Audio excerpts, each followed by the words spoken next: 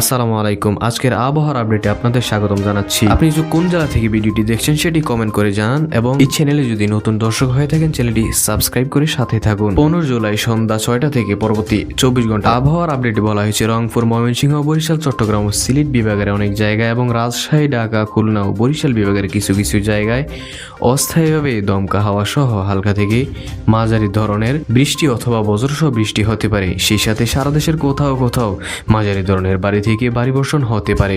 এ সময় সারা দেশের দিনের তাপমাত্রা সামান্য কমতে পারে এবং রাতের তাপমাত্রা প্রায় অপরিবর্তিত থাকতে পারে।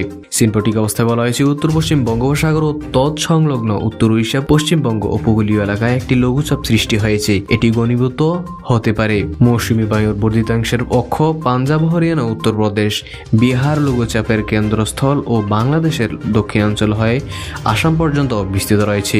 মৌসুমী বায়ু বাংলাদেশের উপর মোটামুটি সক্রিয় এবং উত্তর বঙ্গোপসাগরে প্রবল অবস্থায় বিরাজ করছে। এছাড়া চট্টগ্রাম, কক্সবাজার, মোংলা ও পায়রা সমুদ্র বন্দর সমূহকে 3 নম্বর স্থানীয় সতর্ক সংকেত দেখাতে বলা হয়েছে।